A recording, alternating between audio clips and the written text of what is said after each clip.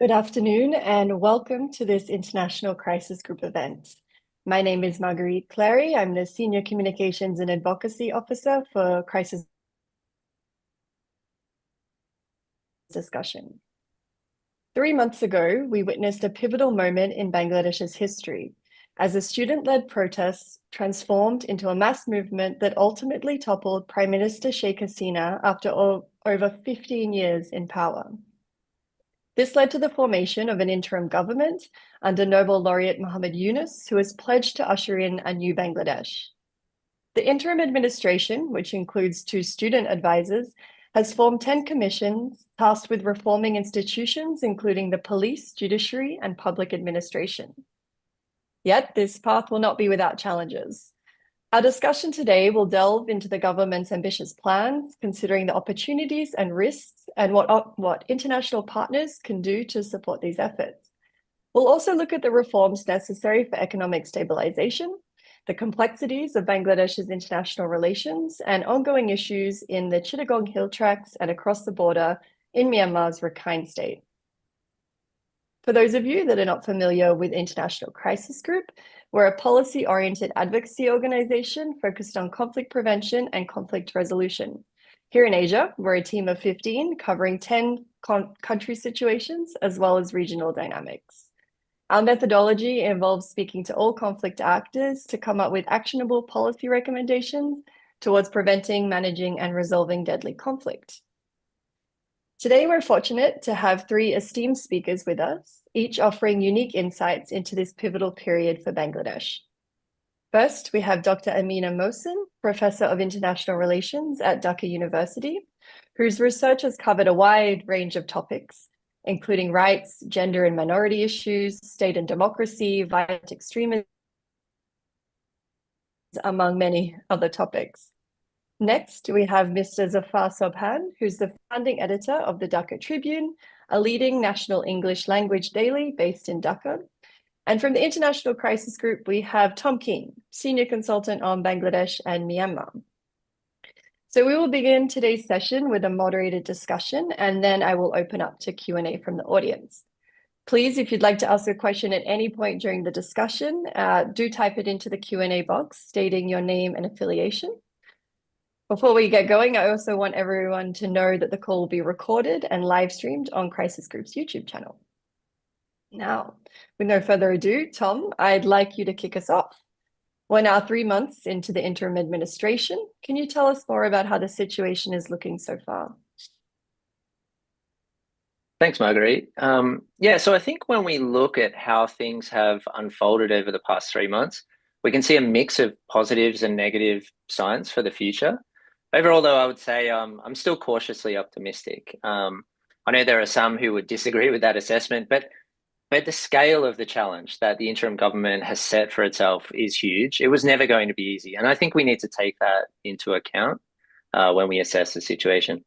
So I'll just run through some of the positives and negatives, and this is not really, it's not an exhaustive list by any stretch, but the first positive that I see is that there was no massive outpouring of retribution towards Awami League supporters and others associated with Sheikh Hasina's regime after she fled the country.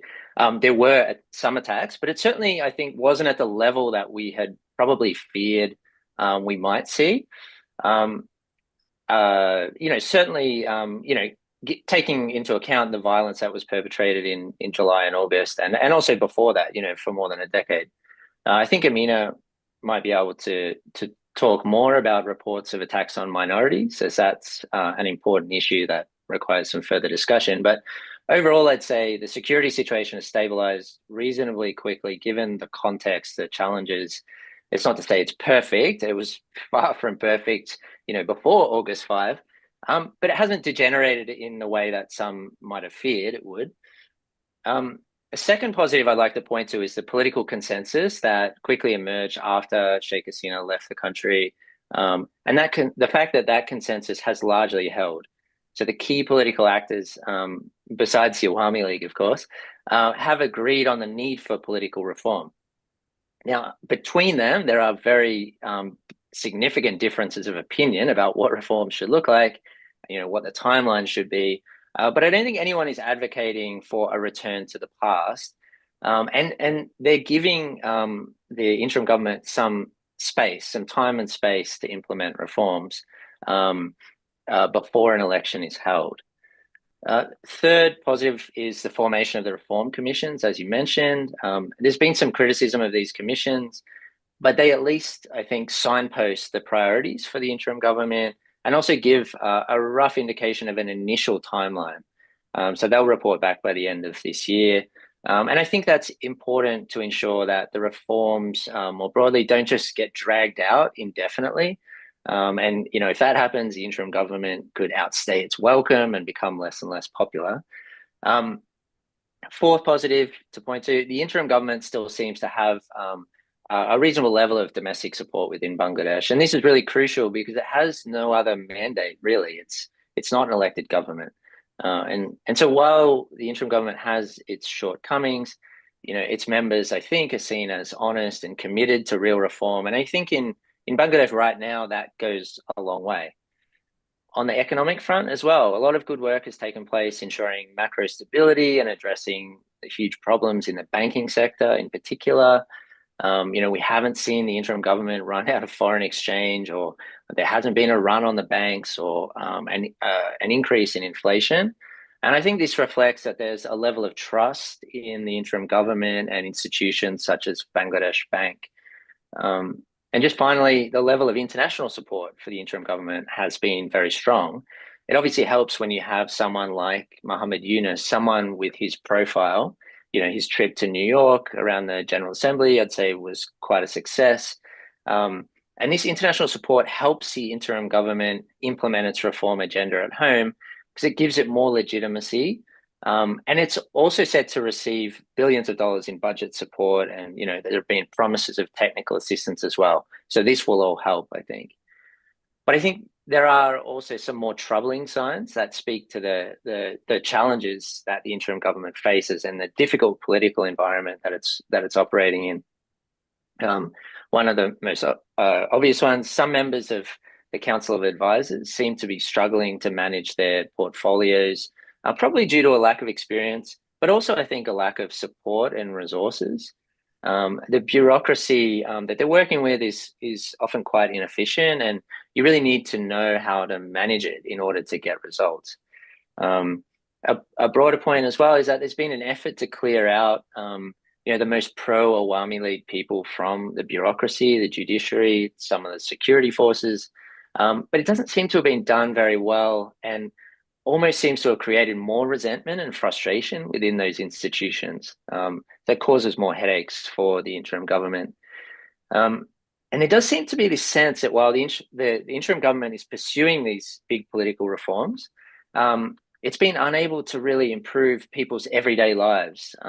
This is probably true, of course, but I think it speaks less to a failing of the interim government than some of the unrealistic expectations that might have been there initially about what would follow, Sheikh Hasina leaving the country. One area where I think it has really failed is in managing the desire for retribution and making sure that it doesn't become overly politicized. There have been, a lot of criminal complaints filed against a whole range of people for alleged involvement in killings and other violence in July and August. And it's really become quite messy. Police are arresting, a lot of people named in these complaints, even when they seem to have no connection to the actual incident. So I think, the interim government could be doing more there to prevent that from happening. Another issue is that the interim government, almost out of necessity, is just trying to keep a lot of people happy because its key stakeholders are such a disparate group. You've got the students, the army, the BNP, Islamist party, civil society, and so on. And it's just a huge task to keep them, all heading in the same direction. And I think, it reflects the fact that the interim government is actually quite fragile. As a result, it doesn't seem to be able to stand up to pressure from some of these groups. I think this is evident on a range of issues, including accountability for violence, but also, the future of the Awami League, for example. Maintaining consensus and keeping the key players on board is only going to get more difficult from early next year, I think. when the Reform Commissions report back at the end of December, and negotiations will begin with political parties and other players on the finer details of reform. And I think that is when things will get much more tricky, because there are some really, really big differences on fundamental issues, like what should happen with the constitution, what kind of electoral reforms should be implemented, whether they should use proportional representation or not. And we know that in Bangladesh, political actors mobilize people onto the streets to try, as a pressure tactic to try and get their way. And so, I think there's a real risk of that ramping up. And we might get a sense in the new year, early next year, whether we really are in a new Bangladesh or not, or whether political actors are reverting to these, these tactics that they've used in the past. Thanks, Tom. That was a very comprehensive overview to kick us off. Zafar, I'd like to turn to you. You've recently written some critiques of the interim government, suggesting they need to improve transparency and expand the cabinet. Can you elaborate a little bit more for us today on your reasoning and where you see the greatest risks? Sure, Margaret. I'd be very happy to do so. I think let's move back a little and start with when the interim government was sworn in on August 8th. I think it's crucial to understand that there was a great deal of support, in fact, because after the Sheikh Hasina government had fallen on August 5th, we could have gone in many different directions. It could have been, there would have been a push for immediate elections. And I think what the political players and all of the other stakeholders, for instance, the army chief, the students, all came together and formed a consensus, which really kind of reflected the consensus of the country, which is that, we didn't want to go immediately to elections. We thought that we did need to take this time. We saw what had happened with the falling of the Awami League government as a watershed moment in Bangladesh's history, really an opportunity to really try and fundamentally reform the systems which had so failed the nation, not just in the last 15 years, but in many ways for decades beforehand. And so there was a broad consensus that we needed at this time, and an interim government was the suitable and the appropriate vehicle to run the government, and that really, before we brought in an elected government, fundamental reforms were going to be necessary. And I think 3 months on, this consensus still holds. The challenge the government faces is not so much in the area of reform and support for the reform process as it is in day-to-day governance, because basically the government has 2 or 3 agendas which it has to look at simultaneously.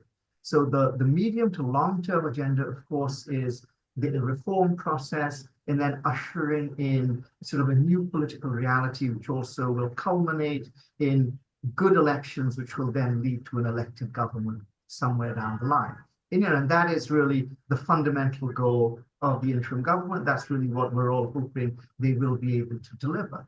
However, the interim government is also tasked with day-to-day governance of Bangladesh, and this is a very tricky business. Bangladesh is not, at the best of times, it's not an easy country to govern. It's 175 million. It's very fractious. There are all kinds of sort of issues and divisions which you need to bring to bear on the situation. And of course, in the aftermath of the falling of Sheikh Hasina's government, things are even more difficult because that you had the sudden breakdown of law and order, which had to be contended with. And of course, there's the destruction wrought by the Awami League government over the last 15 years on the institutions, on the police services. So we're seeing all of these. So it was really a gargantuan task for the interim government to pick up the pieces of, what was a very broken country, what is a very broken system on August 6th, the day after Sheikh Hasina had fled and the government had essentially fallen. And so I think people do understand just how difficult this task is. There's something which Tom alluded to in his very comprehensive opening statements. And there are other issues at play as well, that of course the situation is inherently unstable because it is not an elected government, and you do have various centers of power. So you, of course, have Professor Yunus, who is the head of the interim government, and he's got his cabinet advisors. You have the students who are both active, both within the government and also outside the government. You have political players, specifically the BNP, which is perhaps the biggest party now in the absence of the Awami League. You have smaller Islamist parties. You have smaller parties on the left-hand side, on the left-wing side of the political spectrum. And of course, you have the issue of the Awami League, which has been removed from power, but still, one would presume, commands a fair amount of loyalty, and certainly it's very well funded. It has many party workers who are, still at large. As Tom had mentioned, there was no great retribution which was meted out to the party or the party workers as a whole. Many of the leaders are underground, many of them have perhaps fled, and many of them are also incarcerated, but there hasn't really been, I mean, if we're talking about the number of incarcerated, it's in the dozens. The number who are underground is perhaps in the hundreds. So you still have, thousands more, who are keeping a low profile, but they're certainly still there in the country, and presumably have not given up hope of the pendulum swinging back in their favor, perhaps at some point. So delivery is really what matters for this interim government. And while it has a lot of goodwill, while it has a lot of understanding from the general population, people are still going to be looking at the day-to-day. They're going to be looking at law and order. They're going to be looking at the economy. They are going to be seeing where, to what extent this government is able to deliver. And, when it comes to the economy, and people have, they really do understand that, these things, you don't solve these problems we're facing overnight, but nevertheless, they do want to see some tangible signs of improvement. And one of the things, two of the things I had mentioned in the article you alluded to, Marguerite, is the first one was that I think there does need to be more transparency with regard to the decision-making of the interim government. And perhaps it goes with the territory of being an interim government. And things are a little bit vague and things are a little bit opaque in terms of how decisions are made. But that is something I think people would like to see, because there is a sense of, people aren't entirely sure how these decisions are being made. You do have the interim government, which is ostensibly in office, which is ostensibly in power, with Professor Yunus, who is the chief advisor and therefore the head of the government. But it would be naive to think that this is the only center of power. And of course, because it's an unelected government, it really has to bear in mind what other people think. It has to keep everyone on side. So this is a complicated negotiation between the government. The army chief appears to be loyal to the government, but of course you need to keep them happy. The students are another constituency who, of course, they take this leading instrumental role in bringing down the government. And so, of course, they too have a seat at the table. And you have two student leaders who are members, who are officially members of the interim government, but you also have student leaders out there on the street who are still very active in trying to push their agenda. And, there are issues, obviously, there are going to be issues of difference between these disparate parties. And we mentioned the BNP and perhaps the Jamaat-e-Islam and other smaller parties as well. Everyone has their agenda, and keeping everyone happy, to say nothing about the Bangladeshi people, is of course not going to be an easy task. Another thing which we would like to see, and one of the things I have mentioned in my piece, is it does seem that the interim government is fairly small. And I think the model for the interim government has been the caretaker governments Bangladesh has had in the past, but those caretaker governments were tasked with really holding elections over a 3-month period. The interim government's remit is far wider, and of course, we don't know how long they will be in power, but if these reforms are to be enacted before we have the elections, I mean, most people are thinking, at least a year, or perhaps longer, a year and a half, maybe longer than that. That's a fair chunk of time to actually run the country. You need, therefore, actually focus on running the country as well as bringing the reforms. So I'll give you a couple of examples here.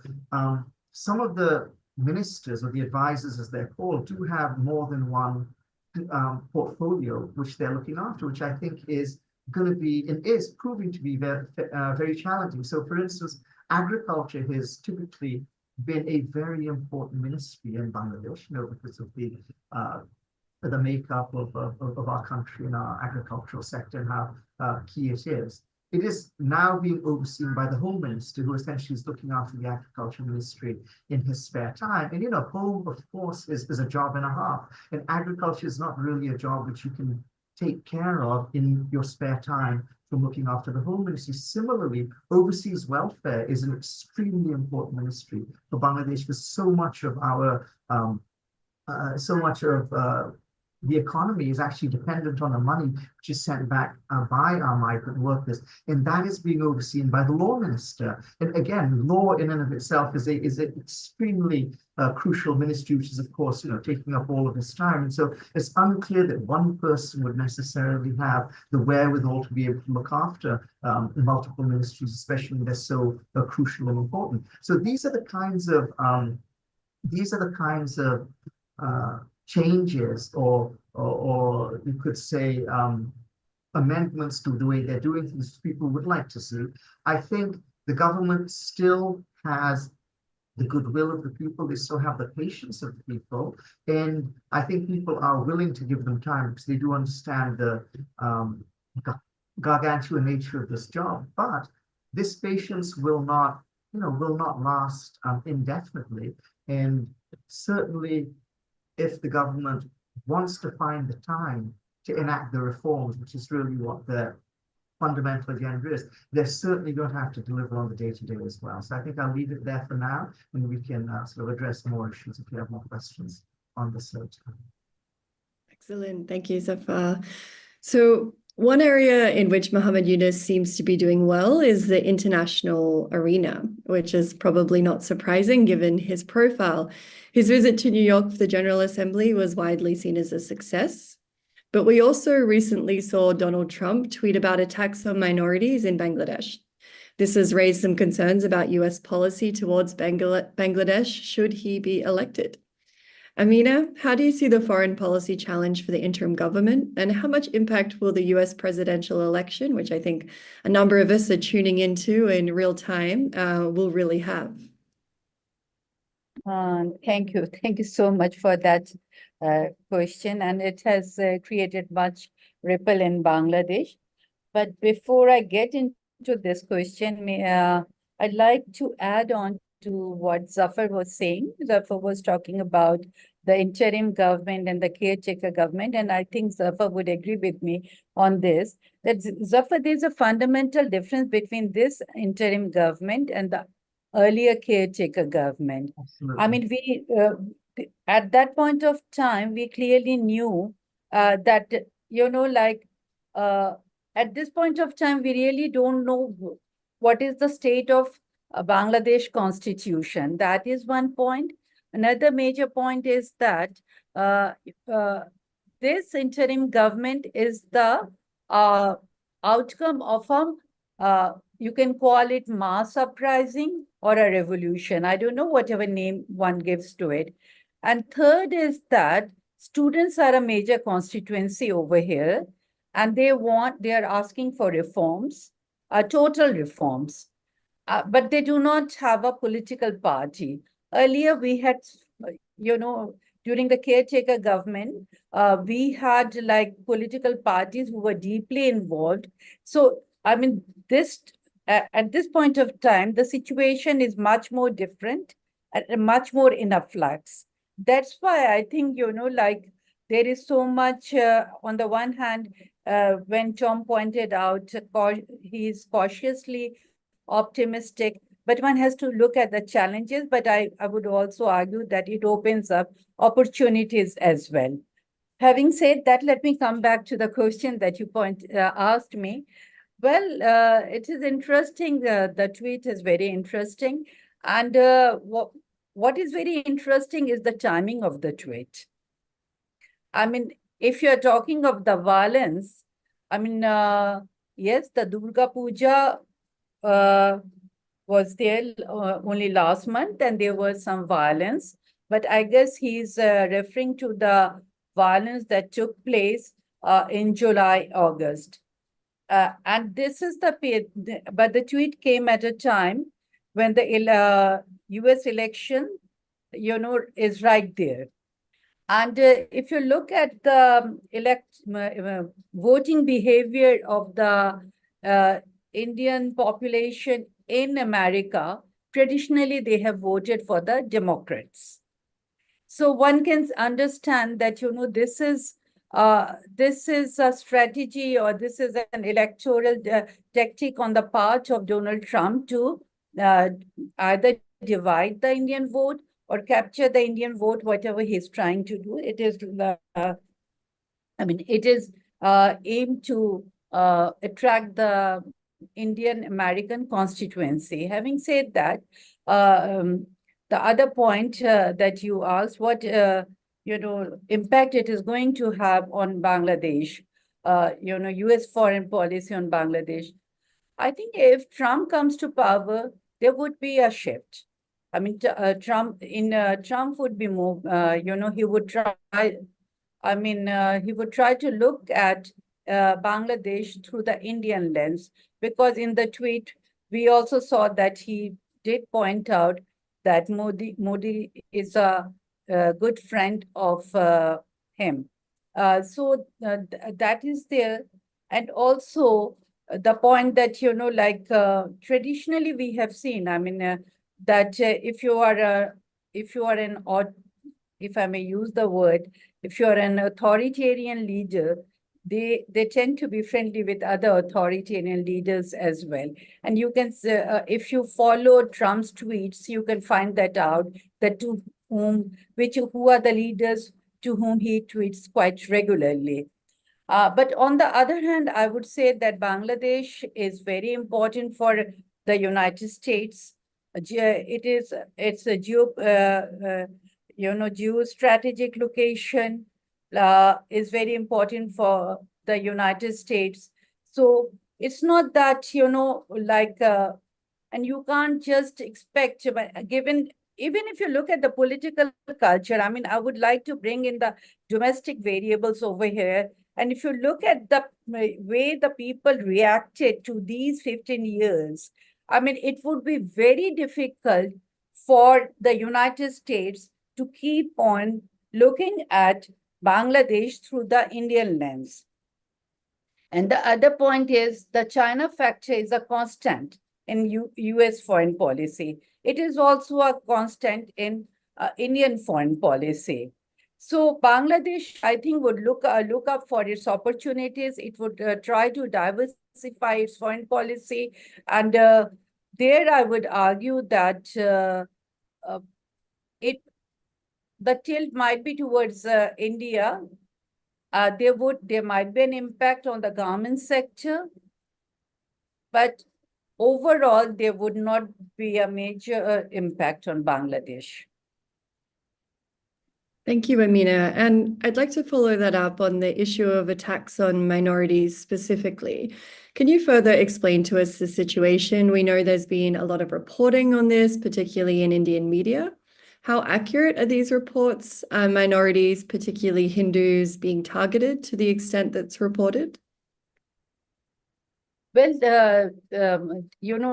immediately after the aftermath of the, when in July, August, there were lots of attacks. There was a spike in the number of attacks on the minorities. There is no denying of that. If you look at, at the situation, whenever there is a politically unstable situation, even during the pre-election situation in 2023, there was a spike of attacks on the minorities.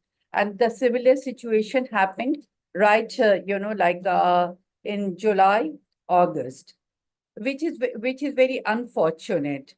But on the positive side, I would argue that, and I would say that the interim government came out very strongly on it. And during their first cabinet meeting, they condemned the attacks. And during the Durga Puja, there were also some attacks on the temples, on the Hindu deities. But again, there were these sites were guarded by not only by the students, by the general people. There was heavy deployment of security forces, and the chief advisor, Professor Yunus, he said that he looks forward to a Bangladesh where puja would be held without any kind of security forces being deployed or without any kind of security arrangement.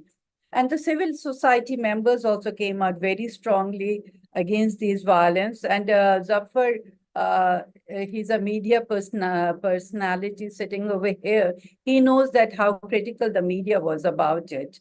So in general, people were very critical of those attacks, I would say. On the question of Indian media, I would say that, like the way Indian media portrayed it, I mean, it appeared as if the entire population of Bangladesh is supportive of it, which is not the case. We do condemn it very strongly. And this is something one has to bear in mind, that if you look at the voting behavior of the Bangladesh people, it has never voted any rightist party to power. So that is an important factor. But I do agree and that there was a spike of violence immediately, after the uprising, that is in July and August, that was there. Yes. Thank you, Amina. I just want to remind everyone in the audience that you're welcome to already begin dropping questions into the Q&A box, and do state your name and affiliation.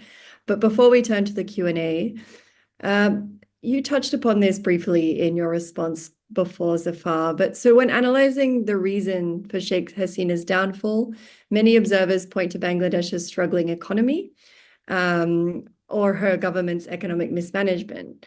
Fixing the economy, or at least avoiding a crisis, seems to be one of the most important tasks for the interim government. How do you think the interim government is going on the economic front? Sure. I mean, many people think that actually the underlying reason for the student uprising, which we saw, which turned into a mass uprising, was the economic insecurity. And it's very interesting, of course, because the proximate cause, which they were protesting about, was reserved places for government jobs. But, that is, when you think about it, if you pass it out, that is employment related, that is economy related. I think this is absolutely correct in that for the first perhaps decade of the Awami League rule, they had a pretty good economic record, but the wheels really started falling off after the last election, before the one earlier this year in 2018. And slowly things became much, much more difficult. Inflation went through the roof. There was a lot of mismanagement. The cronyism, the corruption, the looting of banks and other public institutions really had got to the stage where it was having a significant impact, negative impact on the economy and on people's day-to-day well-being.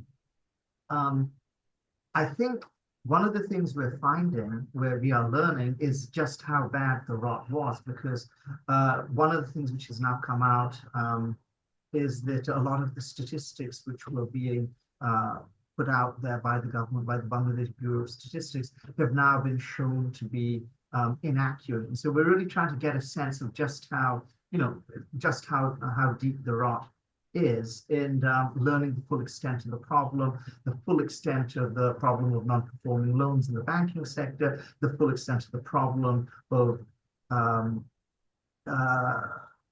corruption in banking, and problems they're facing in our capital markets, problems they're facing in industry. So this is all now coming to the fore. I think what's important, before we go any further, and I think, again, people understand this, is to bear in mind what the counterfactual would be. So it's not really a question of where we are today, so much as it's a question of, had the government not fallen, where would we be today and where would we be a few months from now? And people understand very well, I think, that we were on the path to absolute economic disaster and catastrophe. And at least that has been halted, that has been slowed down. So while, of course, people are not yet seeing the fruits of the new government in economic terms, they understand that it takes a long time. These aren't problems which you fix overnight. These are problems which take a certain amount of time, and at least the bleeding has stopped. So I think people do see it. One of the great things which the interim government has been able to do is in terms of some of its key appointments. So, for instance, Ehsan Manzoor has been appointed as the head of Bangladesh Bank. He's a very, very respected economist, and he's really brought a great deal of professionalism to the sector. He's really, I think that has been something which has gained widespread, I would say, universal acclaim.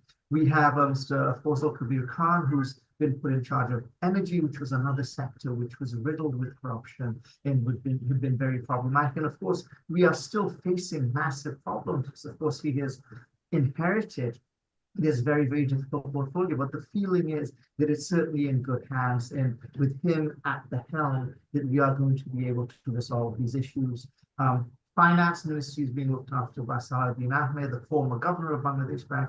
Again, very respected, very experienced man. So, so the people at the helm of affairs do inspire confidence, and of course, that's a big part of what people would like to see. There have been many challenges beyond what the government inherited on board the state. There's been widespread flooding in the eastern part of Bangladesh. There's RMG unrest, the RMG in the ready-made garment sector, where you had labor unrest there, which needed to be dealt with. And, and then, of course, there is the issue of prices. And, I think that really is something which cuts close to the bone for most Bangladeshis. They would like to see, prices have gone up for a number of reasons. Inflation has been rampant over the last several years, largely to do with economic mismanagement. There, of course, there are external matters as well. You have the impact of the war in Ukraine. You perhaps have Middle Eastern unrest also contributing to that. But, bringing down prices is actually hard for any government to do. And a lot of the problems we're seeing in terms of the economy, it's really just to do with sort of supply and demand. So, for instance, we had flooding last month and the month before. And of course, that's going to have an impact on prices, which are just now starting to come down. But I think people do sometimes think, or they hope that, this is something which government, when prices are high, you look to the government, in power, whether it is that government's fault, whether there's that much the government can do about it. So these are the challenges the government is facing from the economic perspective. I think that is one area in which they actually have done a good job. And the good job consists of, as I said, A, stopping the bleeding, B, putting the right people in charge to put in place the right policies at a sort of a macroeconomic level. And, three, I think the main thing is really sort of addressing these issues and listening to what the people have to say and what they are concerned about. So we are out of the woods yet economically, and that may take a while, but I think people do have confidence that by and large, the government is putting the right policies in place and has the right people there to take care of things. But I'll leave it there for now. Thank you so far. Tom, you recently authored a crisis group report on the conflict over the border in Rakhine State, where the Arakan army has now taken control from the Myanmar military. The conflict has repercussions for Bangladesh, as nearly all of its border is under the control of an ethnic armed group. More than 40,000 Rohingya refugees have also reportedly crossed into Bangladesh as a result, adding to a population of more than 1 million Rohingya people in Bangladesh. Can you explain to us the interim government's policy towards Myanmar, whether there have been any shifts since Muhammad Yunus came to office, and how the interim government could better respond to the conflict?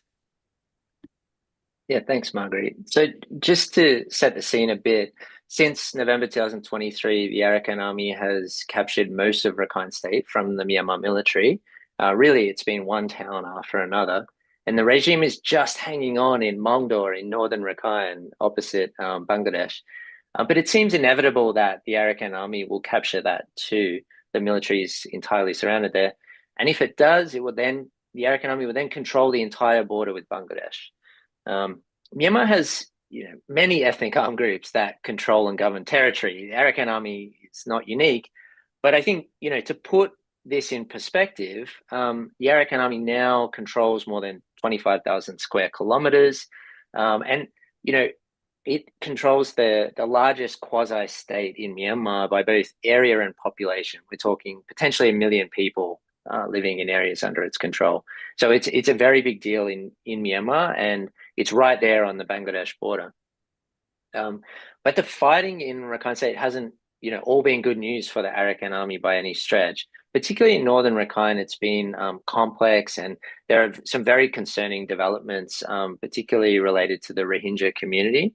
Rakhine State is still home to hundreds of thousands of Rohingya, and the Myanmar military has forcibly recruited some of them to fight against the Arakan army. Rohingya armed groups as well have also cooperated with the Myanmar military to fight against the Arakan army. And the Arakan army itself has been accused of human rights violations against Rohingya civilians. And this was this effort to create conflict between Rakhine and Rohingya was a deliberate strategy from the Myanmar military. And I think to some extent it's worked. But back to your question, Marguerite, so the Arakan army has been a powerful player in the border area long before Muhammad Yunus came to power. But the previous government, Sheikh Hasina's government, essentially ignored the group. Her administration didn't really engage with it at all, with the Arakan army. She had a long-standing policy of not engaging armed groups from neighboring countries. And that was a central tenet of her close relationship with Delhi.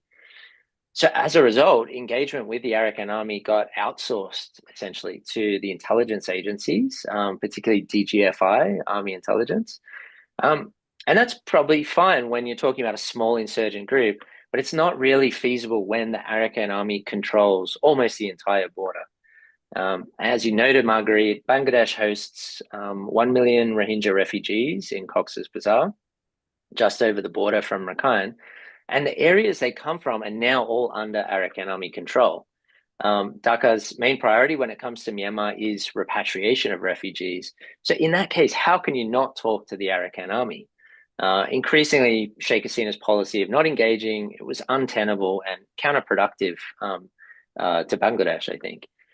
So the interim government recognizes the need to engage with the Arakan army. They've talked about it publicly. But I think there's a real question of whether Muhammad Yunus, Professor Yunus, can actually take control of this issue. His government is to some extent dependent on the army, and the army sees the border, I think, as its domain. And I question, how far he can go. Can he afford to step on the army's toes too much? How much can he do on the issue? But I think there definitely needs to be a broader engagement with the Arakan army than there is now. And for that engagement to go in a positive direction, Bangladesh authorities will need to limit the influence of Rohingya armed groups, I think. These groups are not only terrorizing refugees in the camps in Bangladesh, but also destabilizing northern Rakhine State. And most Rohingya that I've spoken to, they don't support these armed groups. They don't like them, whether we're talking about ASA or RSO or ARA. The Arakan army and many Rohingya as well believe that Bangladesh security forces are somehow supporting RSO.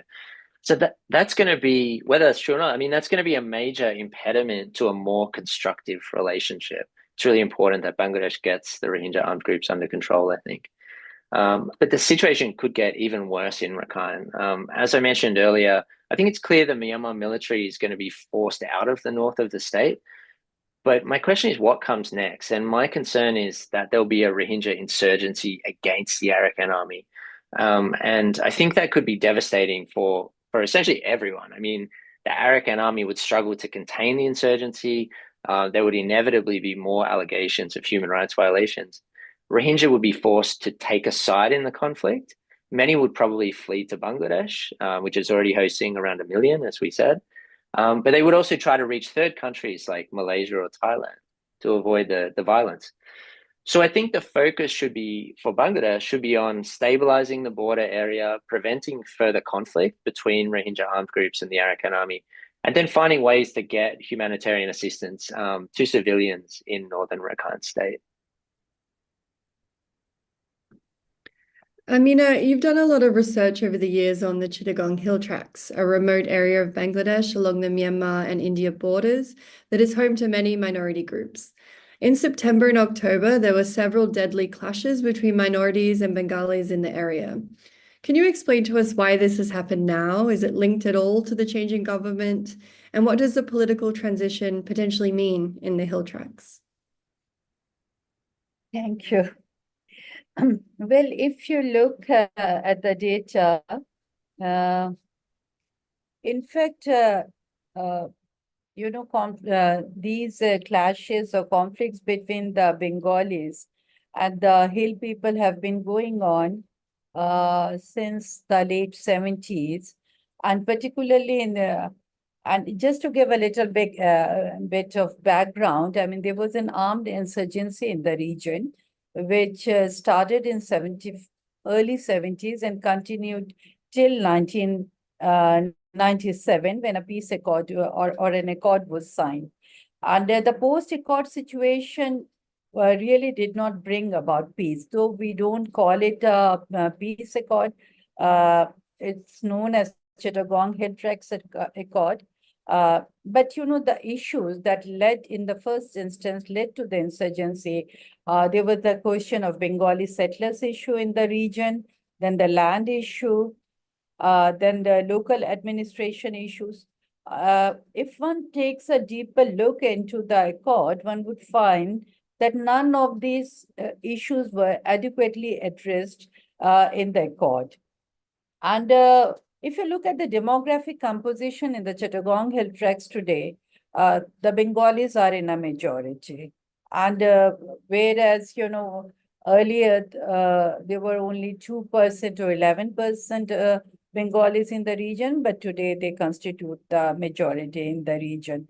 So given this kind of a scenario, in the post-accord scenario, we saw that there were X number of, conflicts between the Bengalis and the Hill people, which evolved or revolved around the land issues, the identity issues, grabbing of land, grabbing of resources. And what we saw and rumors always played a very important role in this. I mean, social media has added to it now. And the latest attacks that we have seen, again, it erupted because there were rumors that a Bengali person has been killed by the Hill people. And so this, in a situation, in an unstable situation, rumors play a very important role. Even in the case of violence against minorities in Bangladesh, we have found that rumors play a very important not in a positive sense, but in a negative sense. Suddenly, it flares up. So again, the recent violence and the clashes that have been taking place, these are a continuation of the unresolved issues in the Chittagong Hill Tracts. I wouldn't say that I would link it up with the change of regime in Bangladesh, because this has continued. I mean, earlier you had an insurgency till 1997. So obviously there were conflicts, clashes all the time. But in the post-accord situation, we had expected peace, but that did not happen. And this is a recurrence phenomena. And unless, some of the major issues are taken care of, like the land issue of the Hill people and the identity issue, I don't think that sustainable peace, we can attain a sustainable peace in the Chittagong Hill Tracts. And by the way, there are 11 ethnic groups in Chittagong Hill Tracts. And there are always, like, but I wouldn't say that, nothing has been done in the post-accord situation. But what has been done is, but the crux of the problem is the land issue in the Chittagong tracts, because the demographic composition is totally changed now. What the hill people regard as the community land, the government calls it the government-owned land or caste land. So we have different conceptions of land in the Chittagong, between the hill people and the Bengalis. And we have not solved it.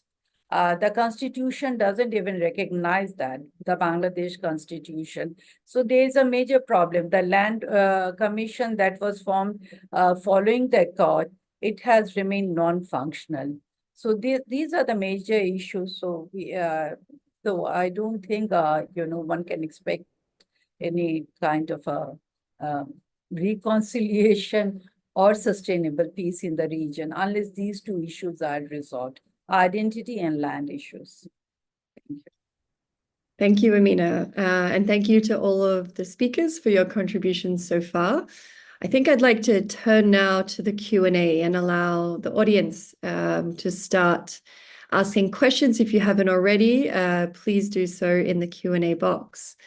To begin, I think, Zafar, I'll direct this to you. So looking ahead for the potential of elections and the future of the BNP and Awami League, we have 3 questions here that I'm going to group together.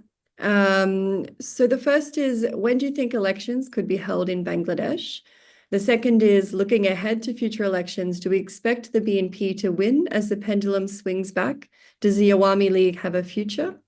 And the third question I'd like to add, how does the interim government's policy of retribution impact Bangladesh's domestic and street politics? Zafar, Sure. Amina, feel free to jump in as well. Thank you. Okay, sure. When is a hard question to answer. I think we'll get more clarity on that when the when the commissions which have been constituted for reform submit their reports, because once they've submitted their reports, then we kind of have a sense, we can use that as a roadmap and a time frame. There has been talk that perhaps by the end of next year or early 2026 would be the outer limit for what the political parties and also the people of Bangladesh would accept in terms of this interim administration. I think those are both fairly accurate estimates. Initially, of course, there'd been talk of a longer time period, but I think I would be surprised if it went beyond 18 months from now, and perhaps considerably sooner. I think to the second question, most people would expect that the BNP would win in a fair election. I mean, it seems they are, together with the Awami League, these are the 2 biggest parties in Bangladesh, which have dominated Bangladeshi electoral politics since the start, and with the Awami League currently discredited and extremely unpopular, not just because of its misrule, certainly over the last term in office from perhaps before then, but very specifically for the atrocities and the massacres which were committed during the July uprising. There seems no doubt that the BNP would be the party to be able to take advantage of this shift in the public mood. The future of the Awami League, and this is an interesting question because I think some people, certainly among the student leaders, would like to see the Awami League banned. I think crucially, the BNP itself has, of course, said that they wouldn't like to see the Awami League banned, and they wouldn't like to see the Awami League prohibited from contesting the upcoming elections whenever they might be, which I think, is a very mature and responsible position for, the main sort of political party of the Awami League to take. It's unclear yet how this issue will resolve itself, because it really does, there's a fault line between various fairly important constituencies who are now important players and stakeholders in Bangladesh's polity. But so that remains to be seen. My suspicion is that, however, were the Awami League to take part in upcoming elections, I don't imagine they would do very well. I do think the groundswell of popular opinion against them is quite significant, and I think people will not anytime soon forgive a lot of what happened in July and August, and I think that's going to be very much in the eyes of the people. Your last question about retribution, if you could elaborate on that, I'm not sure I really sort of understood it, what you meant by that. Maybe Professor Musi will come in as well on that. I'm not sure. Sorry, I could not understand that question clearly. But if I may, like add on to what Zafar was saying, and we can go to the last question later on. Is that okay with you? Okay, like on the question of, BNP, the chances of BNP winning the next elections, I think BNP is going to win the next elections, because even, there were, if the 2024 elections, January 2024 elections were free and fair, I think there were pretty high chances of BNP getting a large number of votes. The even intelligence reports were saying that. About Awami League's future, I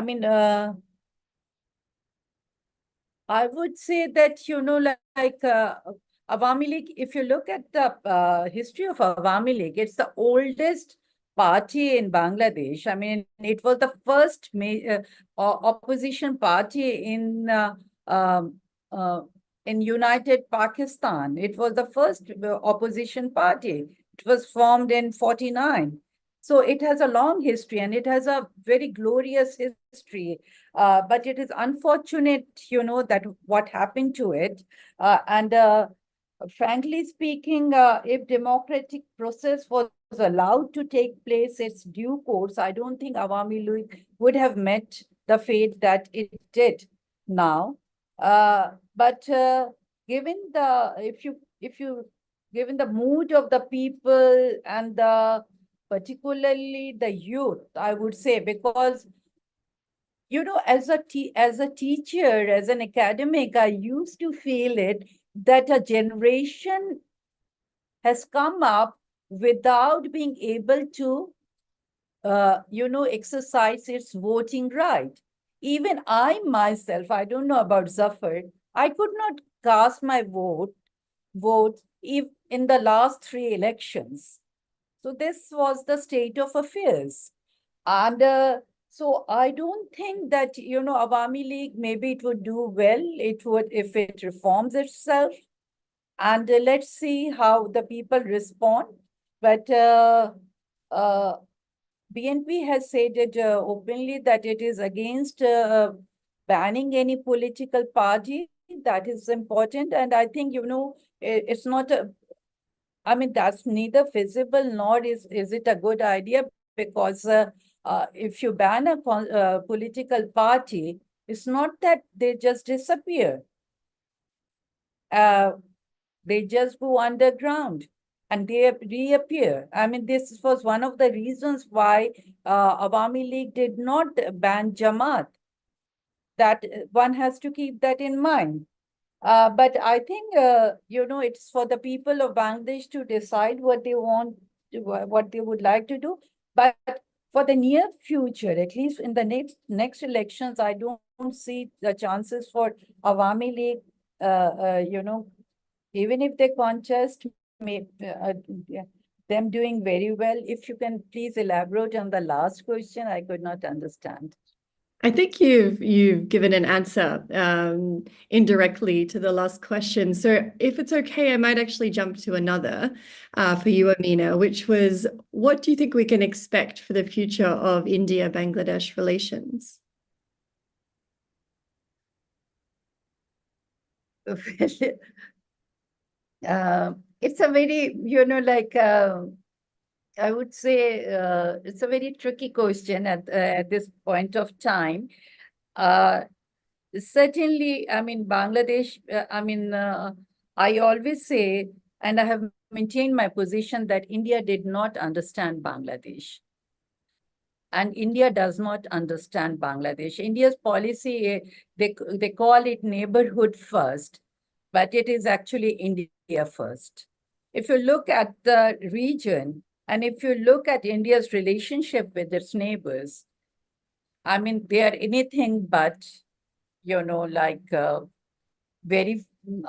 can't say that these are very cordial relations. India talks, there's a lot of talk about connectivity. But when you talk about connectivity, it is not only infrastructural connectivity. I mean, it is people-to-people connectivity. And in Bangladesh, Zafar, please do come in the, when I say this, what you think about it. At this point of time, I mean, there is a lot of resentment in Bangladesh about India's role in the last 3 elections, at least in the last 2 elections. There is a lot of resentment. And I think Bangladesh would not have been in this position, I mean, the political situation, if India had not interfered in Bangladesh's elections like this. So, having said that, and if you look at the role that the Indian media is playing, that is also not very positive. That is also not at all forthcoming. And I've been following the Indian media, both electronic as well as print media. I mean, the impression that one is getting is that the other day I heard one of the top former diplomats of India saying that Bangladesh is being, the government in Bangladesh is being led by the Jamaat Islami and Hizb ut-Tahrir. And Professor Yunus is just there. And this is not the correct picture of Bangladesh. So I think India should, this is time India should do some self-reflection and understand, what the people of Bangladesh want. Because if people in Bangladesh, they can accept the democratic transitions in India, they should also be able to accept the democratic transitions in Bangladesh. And this has been a consistent policy of India, that their foreign policy towards Bangladesh has been regime-centric, not state-centric. So I think it is time that India institutionalizes its foreign policy towards Bangladesh and makes it state-centric rather than regime-centric. So with that, I'm going to pivot slightly to you, Tom. We have some questions on the economy. The first is, Bangladesh has been on track to transitioning to middle income and then upper middle income country in the coming years. Do you see this happening and happening in a way that is inclusive? And I'd like to bundle that, if that's okay with you, with a second question, which was on the garment sector. The question was, could you say a bit more on the garment sector, which is so critical, both for the balance of payment and employment? Yeah, thanks for the questions, both very relevant. Just on the garments, yeah, as noted, they are crucial for balance of payments because they generate around 85% of Bangladesh's export revenues, but also employment. And this is, the growth of the RMG, or the garment sector, has created huge social change in Bangladesh, and I think mainly positive. But the garment sector has hit some challenges in recent years, partly related to sort of the economy in Bangladesh more broadly and the troubles that it has gotten into, as Safar talked about. But also more recently with the transition, the government sector faced disruption from protests. Political uncertainty also resulted in some buyers cancelling orders or shifting orders to other countries. And we saw also unrest in labour areas, and there's lots of debate as to what the reasons for that was. But I think there are pent up kind of grievances among garment workers, RMG workers. We have to remember, like, for almost 5 years, they didn't get a pay increase. It was only late last year that salaries were increased, or the minimum wage was increased, I should say. And this is in a context of high inflation for several years. And so I don't think it's surprising that there would be a push from some workers for higher wages. But also we've seen some factory owners, just haven't made payments to staff. And obviously, if you're several months behind on wages, that's going to be a source of unrest. It's been tricky for the interim government in terms of how to manage it. And it reflects that broader question of the security environment. I mean, the police force has been dysfunctional at times since August 5. But,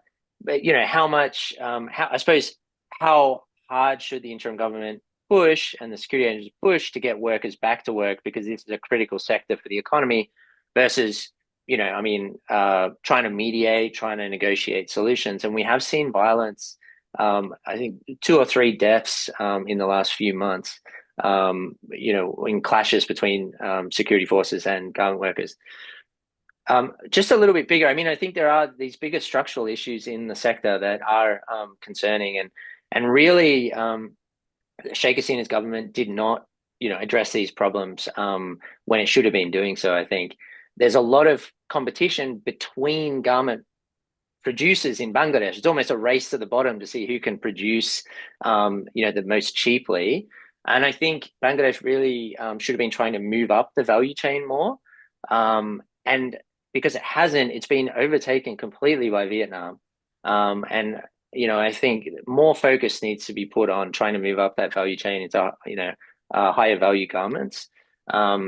And also there are some real structural issues, like around ports, around infrastructure, corruption in customs, that are just making life very difficult for producers, to compete with producers in other countries where they don't face those problems. So that's on the garment sector. The second, on the other question, yes, Bangladesh is supposed to graduate from least developed country status in the coming years. And it was kind of a 2-part question. Whether that could happen in a way that's inclusive. Well, I think what we've seen is that growth hasn't been inclusive. We've seen inequality rise. And I think this was a big factor in the uprising in July and August, the kind of economic issues that had been going on for quite a few years, and had not been addressed properly by the former government, Sheikh Hasina's government. In fact, the steps they'd taken had exacerbated the problem rather than address it.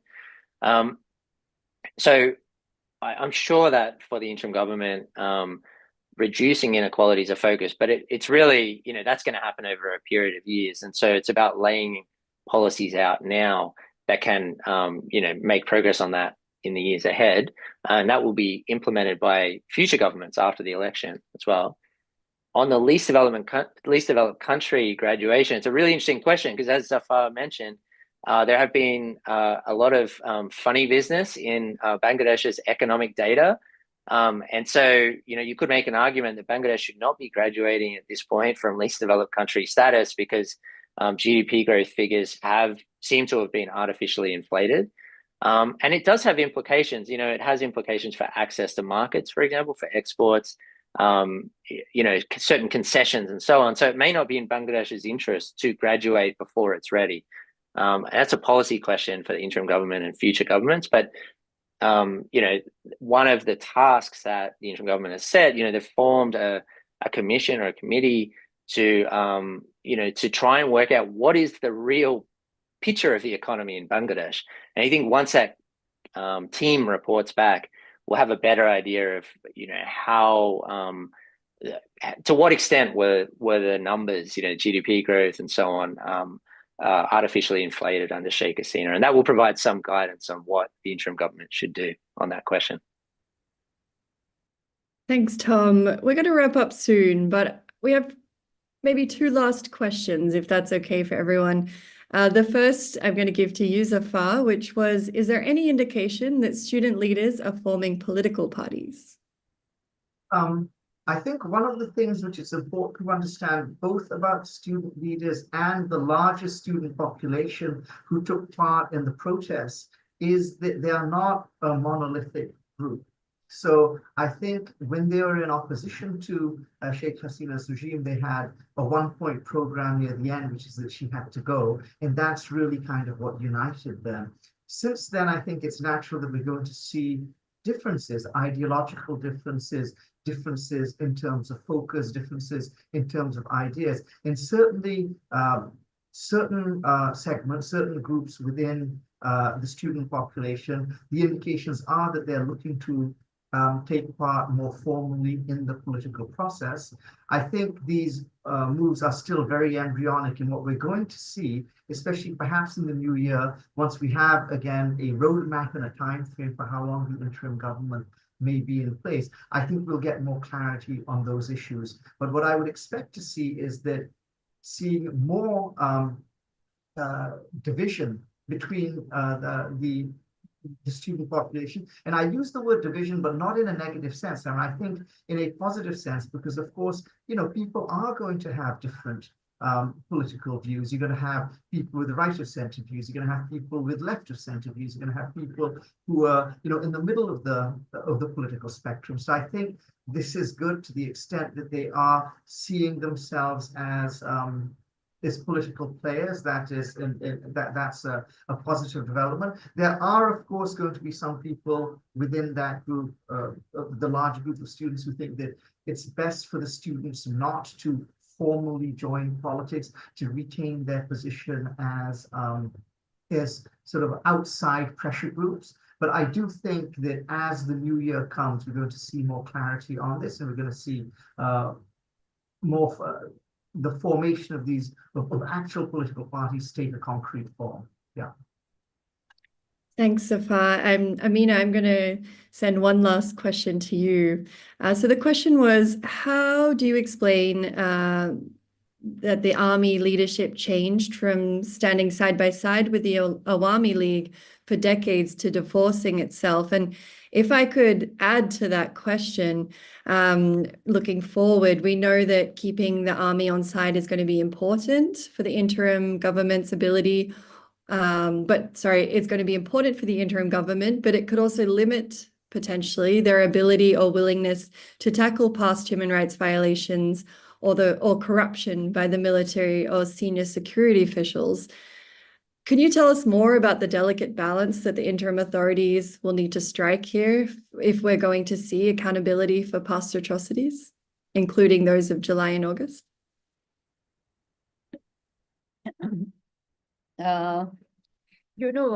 Military is supposed to, army is a disciplined force, right? So it has its own rules and regulations. So I would expect that the military would want, if at all, there are allegations about human rights violations against the military officials, it would want to be its own forces to be tried under its own, laws. So again, and we have seen the same kind of demand. I mean, military has not made this demand because there have not been allegations against the military as yet. I haven't come across any allegation against the military, relating to this uprising. But against the police forces, we have seen that there are, of course, allegations, and we have seen that their trials are underway, and that is apart from that, why military? I guess at there was a point when the military realized that there is going to be a massive bloodshed in the country. and the military was not prepared to take that responsibility. And military is a professional force. One has to understand that it is a professional force.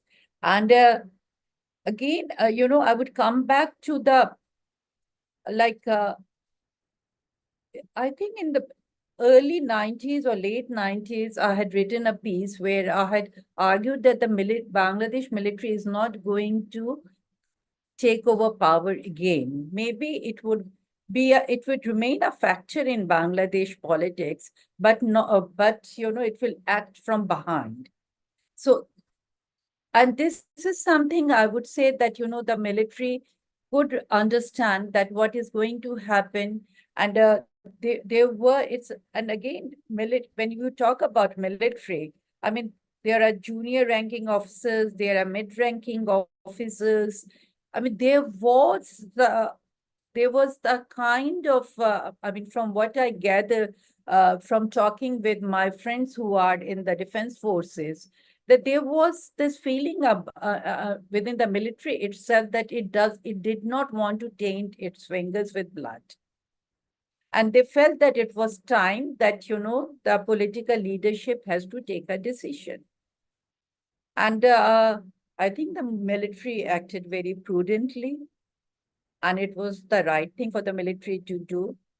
And on the question of, again, if it would limit the interim government's, ability to carry on the cases, again, I would repeat that military would want to, if there are trials under its own rules and regulations. We have seen that earlier also in the case of Chittagong hill tracks, also the same had happened. But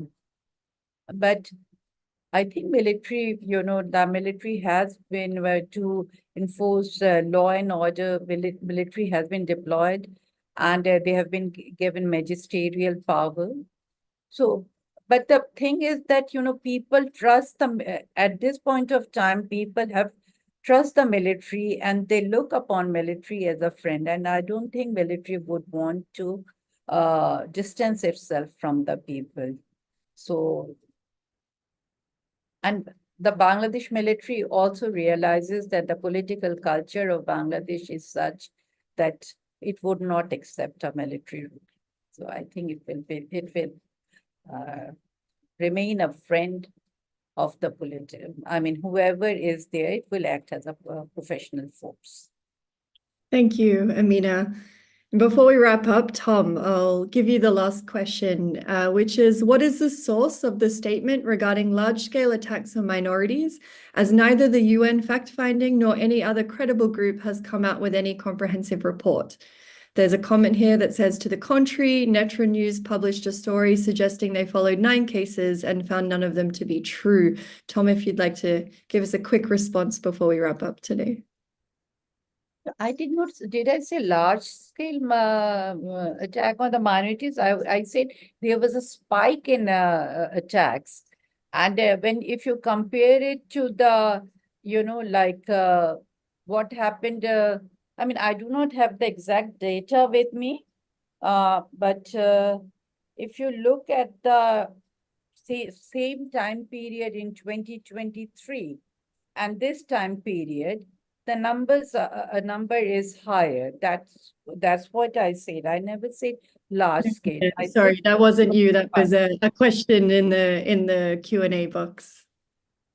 Sorry, Yeah, apologies.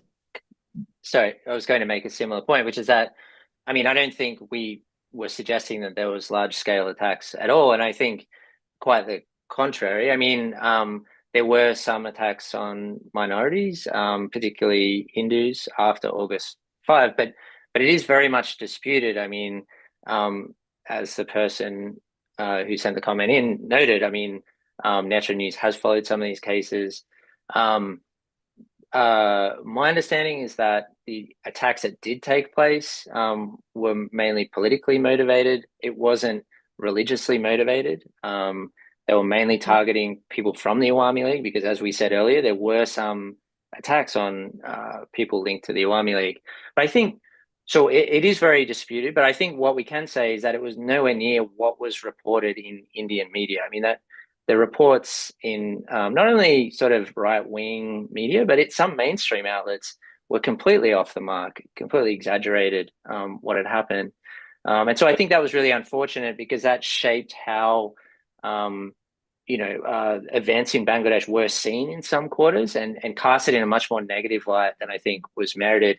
But I think there was also some very good work done. We mentioned Netra earlier, but also by fact checkers, international media did quite a good job of really investigating to try to get to the root of these allegations. And it seems almost universally, I mean, it was, they found that these reports were exaggerated, and that while some attacks had happened, that they needed to be seen in context, as Amina said, that when there are times of instability and political transition, that minorities can be targeted, but that I don't think the level of violence that we saw was any significantly larger than had been seen in the past. And so, in some ways, you can take it as a positive that there wasn't a greater level of violence, and that the interim government and other actors as well really quite quickly stepped in to try to put a lid on it. Yes, that was the point I was trying to make, that there was a spike in, political violence. So one could see that, there was violence against the minorities as well, which were, and I also made it very clear that in the first cabinet meeting, the interim government took serious note of it. And in general, the Bangladesh people, the civil society, in fact, protests were held. I'm looking at the data over here. And so I never made that statement.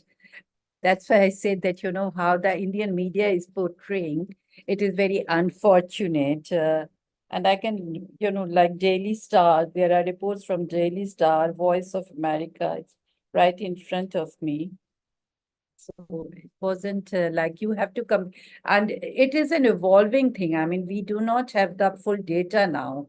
So I think we have to wait to see, and you have to compare it with the time period. And during periods of political instabilities, we have seen that there is always violence.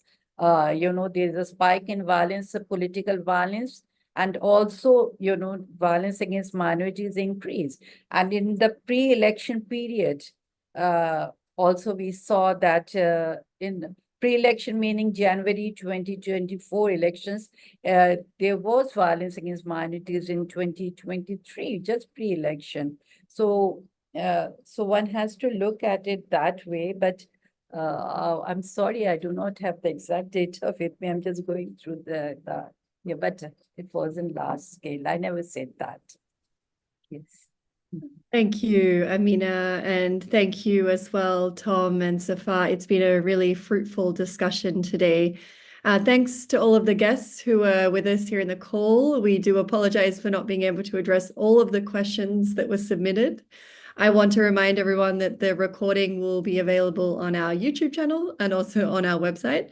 Thanks again to everyone for participating in today's event.